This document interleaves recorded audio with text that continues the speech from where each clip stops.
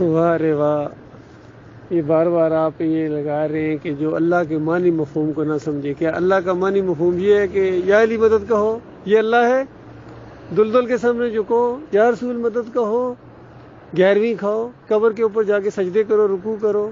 کیا یہ اللہ کا معنی مفہوم ہے اللہ کے بندوں؟ یا یہ اللہ کا معنی مفہوم ہے کہ اللہ ہمارا اکیلا مالک ہے، اس نے ہمیں پیدا کیا ہے، وہی ہمارا داتا ہے، وہی ہمارا دستگیر ہے، وہی ہمارا مشکل کشا ہے، وہی ہمارا حاجت روا ہے، اندھیروں میں سنتا ہے، ہر لمحے ہر ایک کی سنتا ہے، ہر جگہ سے سنتا ہے، نہ نیند نہ اونگ. اور اس کو پکارنے کے لیے کسی لائن بنانے کی ضرورت نہیں ہے، کسی واسطے وسیلے کی ضرورت نہیں ہے. یہی تو انبیاء نے تعلیم دی تھی، اور سب سے زیادہ اس کی خاطر تکلیفیں اٹھائیں ہمارے آخری نبی محمد صلی اللہ علیہ وآلہ وسلم نے. اب نبی علیہ السلام کا تو یہی طریقہ ہے، یہی صحابہ اکرام کا طریقہ تھا، وہ اللہ کو پکارتے تھے. بتائیے جنگ بدر کے اندر گڑ گڑا کے نبی علیہ السلام کس کو پکار رہے تھے؟ اللہ تعالیٰ کو پکارتے تھے. موسیٰ علیہ السلام نے کس کو پکارا تھا جب ایک طرف سے فرعونی لشکر آ گیا تھا، سامنے سمندر تھا؟ ایوب علیہ السلام نے بیماری میں کس کو پکارا تھا؟ یونس علیہ السلام نے مچھلی کے پیٹ کے اندر سے کس کو پکارا تھا؟ بتائیے کس نے کہا تھا انی مغلوب فانتصر؟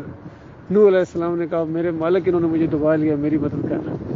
تو بتاؤ یہ سارا دین سادہ دین ہے. اب جو یہ مسلمانوں نے طریقہ اختیار کر لیا ہے، خاص کر اب ہندوؤں کو کیا کہا جائے، سکھوں کو کیا کہا جائے، یہودیوں اور عیسائیوں کو کیا کہا جائے، یہ آخری امت ہے. سارے شرک کے ریکارڈ انہوں نے توڑ دیے. انہوں نے نبی علیہ السلام کو نور میں نور اللہ کہا، یہودیوں کی طرح عیسائیوں کی طرح. انہوں نے کہا ہمارے انبیاء اللہ کے بیٹے، انہوں نے کہا ہمارے نبی جو ہے وہ اللہ کی ذات کے ٹکڑے ہیں. بتائیے.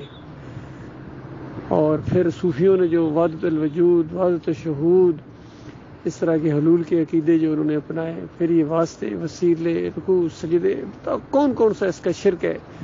قرآن اور حدیث موجود ہے، نبی علیہ السلام کا پورا طریقہ، اسلامی مزاج، اسلامی قانون موجود ہونے کے باوجود انہوں نے کس طریقے سے جمہوریت کو آج اپنا پورا دین سب لگے ہوئے ہیں، ہمارے سیاسی لیڈر بھی، مذہبی بھی، فوجی بھی.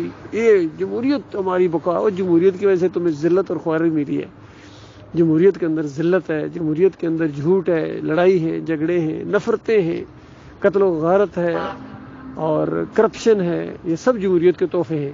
اور حیرانگی ہوتی ہے جب ان کو مار پڑتی ہے، لاٹھیاں پڑتی ہیں، اور پھر کہتے ہیں جمہوریت میں کوئی ایسا ہوگا، جمہوریت میں یہی کچھ ہوتا ہے، یہی کچھ ہے. بالکل تمہارے اوپر اللہ کا عذاب ہے یہ جمہوریت.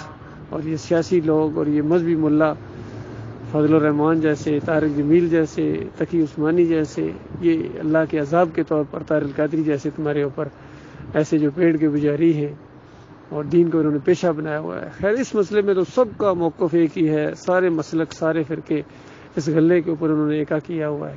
نماز پڑھانے کے پیسے، اذان دینے کے پیسے، اور دین کو ایک کاروبار کی حیثیت. نہ آرڈر کوئی کر سکتا ہے، نہ کوئی پوچھ سکتا ہے ان سے، اور ان کی دنیا بنی ہوئی ہے. اور پھر یہ کہتے ہیں یہ سب تمہارا کرم ہے آقا، کہ بات اب تک بنی ہوئی ہے. غور کیجیے، ابھی تک مسلمان، یہ مولوی جو ہے مسلمانوں کے مولوی صاحب کہتے ہیں بات اب تک بنی ہوئی ہے. ان کو شرم بھی نہیں آتی کون سی بات بنی ہوئی ہے. امت مسلموں کو مار پڑ رہی ہے، ہر جگہ ذلت اور خواری ہے، عوام پس رہی ہے، چیخ رہی ہے، لیکن مولوی صاحب کی بات بنی ہوئی ہے.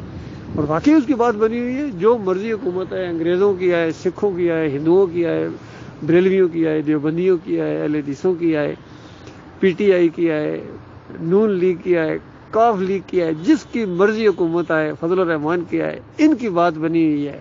ان کا راشن چل رہا ہے، ان کو نہ کرائے کی فکر ہے، مکان کے کرائے کی، نہ ٹیلی فون بل ہے، نہ اور کسی چیز کا مہنگائی ہوتی ہے. ہو اس کا کیا؟ مولوی صاحب کی بات بنی ہوئی ہے، پیر صاحب کی بات بنی ہوئی ہے.